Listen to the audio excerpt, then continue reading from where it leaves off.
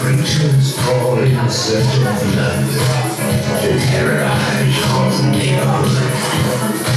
And whosoever shall be found without the soul for getting down must stand and face the hounds of hell and rot inside a corpse's shell.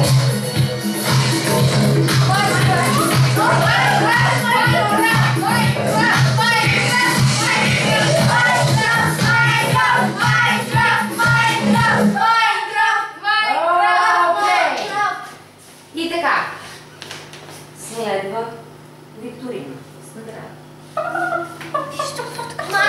Който отговори на въпроса, получава наградата. Става с който го каже най-бързо. Вдигане на ръка и казване на верен отговор, но така спонтанно, веднага като се сетите. Той ли сте? Да. Въпрос номер 1. Слушайте внимателно. Кой е единственият бозайник, който не може да лети, но все пак го прави? Юля. Петерица, катерица, летяща катерица. Не може да лети, но все пак го прави. Бозайник. Птицечовка. Има повече за мен. Човек. Човек. Верен отговор. Браво, имаме верен отговор. Човекът не може да лети, но го прави. И така. Въпрос номер 2. Готови ли сте? Да. Има ли рапъри тук? До някъде. До някъде. Значи тук ще имаме два верни отговора поне. И да, въпросът е свързан с рап музика. Внимавайте, не ми гледате в листа. Млада госпожа. Така, кога един рапър спира да пее? Когато няма се ходи за туалетната. Не. Когато иска да танцува. Когато пие. Не. Когато ще прави бинт. Не. Кога един рапър спира да пее? Когато е песента. Не. Когато е припева. Не. Кога иска да... Когато съм когато е интродукцията. Не. Гладене. Не. Когато дойде музиката. Не. Кога един рапър спира да пее? Когато му слушаш класическа музика. Рапа. Не. Кога има класическа музика. Не. Когато печеш си... Предава ли се? Да. Верен отговор, когато му вържат ръцете. Като му вържат ръцете и спре да прави ето така и спира да пее. Танца в рапа е неотделна част от пеене. И така, следващ въпрос. Въпросът е... Слушате ли внимателно? Да. Какво значи, но към забавната част ги разглеждайте въпросите. Не дейте така, това не е част по математика, 2+2 не винаги прави 4. И така, значи, какво значи да водиш разговор hands-free? Без да държиш ръцете. С hands-free, но не съвсем. Да ръкомахаш. Какво значи да водиш разговор hands-free? Ми със свободни ръце. Свободен разговор не е точно. Обращение на ти да караш. Не е точно. Не е свързано с думата или? Свързано е с думата и трябва да го разглеждат от към забавната част. Нещо хумористично. Че ръцете има, че може да летите даже с него. Не са вързани ръцете. Че може дори птицата да го ползва. Как е hands-free? Не е точно, но близо. Hands-free е това, че седи тук в входа. Да. Че може да го шиеш с него. Не, от към забавната част. Нещо весело има в този въпрос. Че може да хвърчиш. Не. Може да танцуваш, може да танцуваш по телефона. И освен това,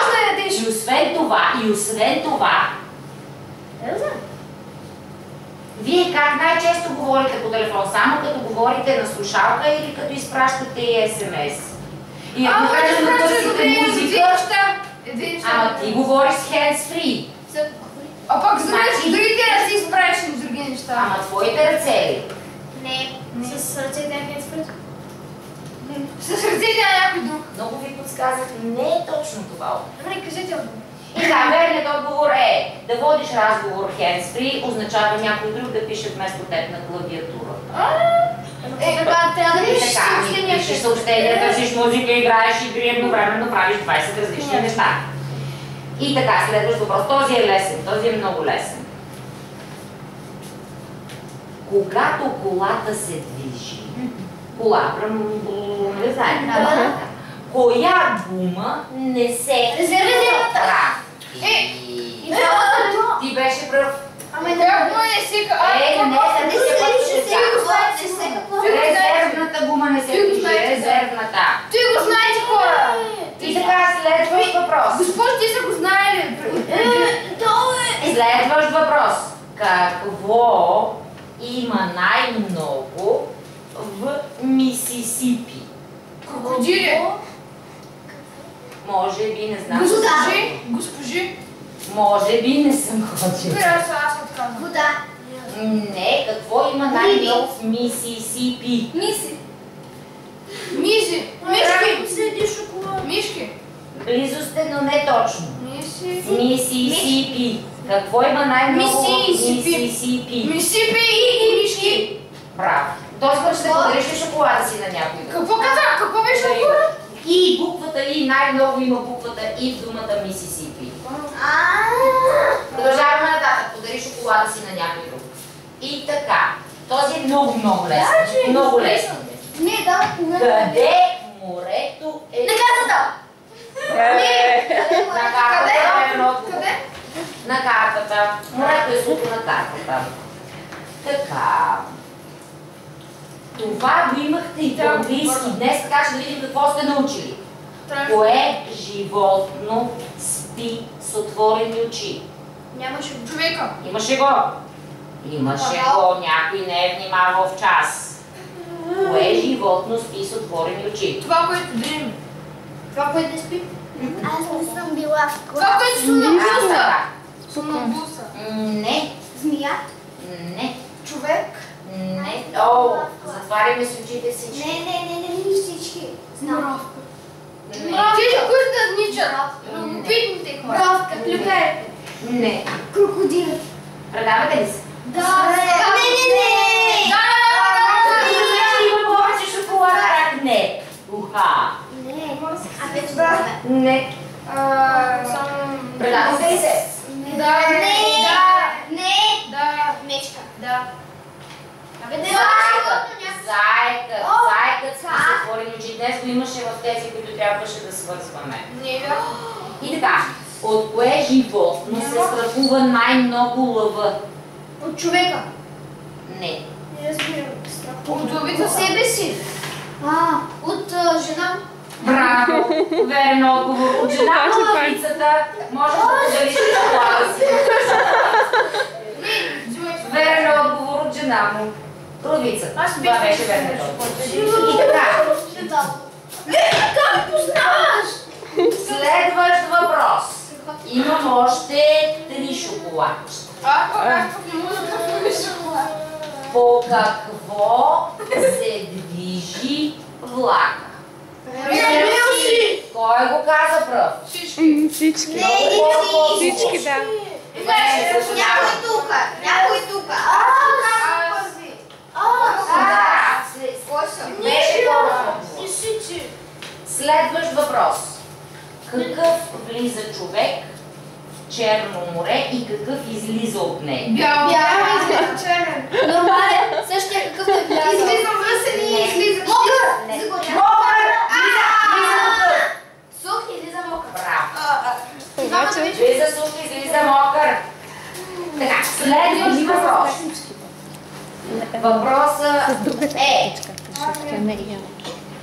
кое е най-лошото нещо, което можеш да пожелаеш на един микроб? Да не вриш някой да не разсвити. Да си да отидеш в мивката. Да го има да места с монитата. Да се изкъпи. Не.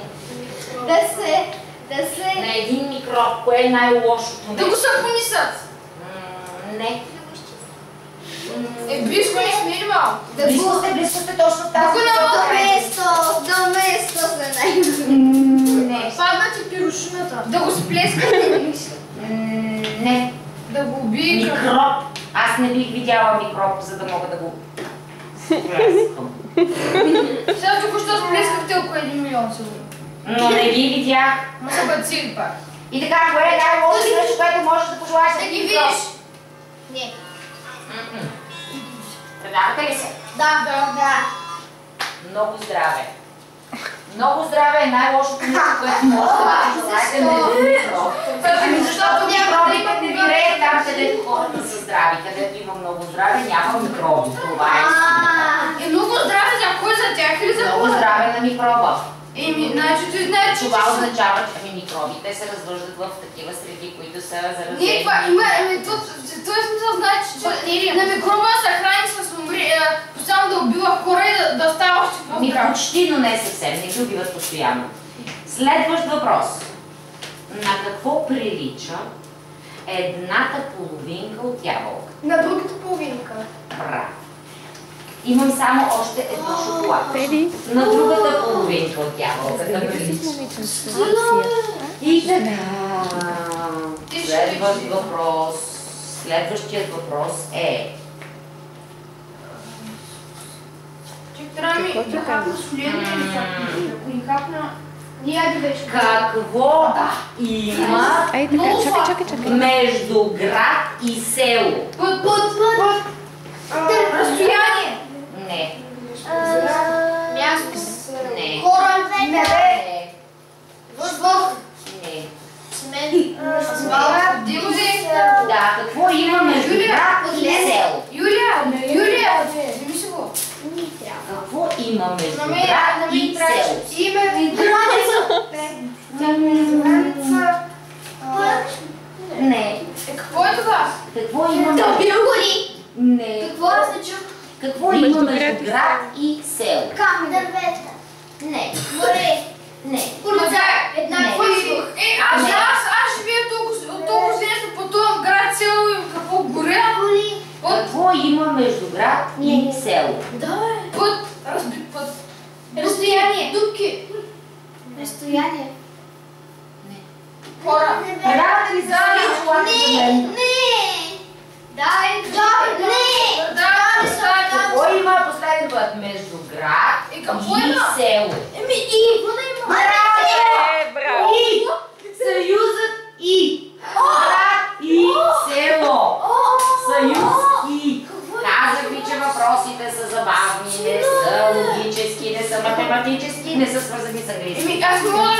Между град и село има съюз и. И така. По списъка с желанията.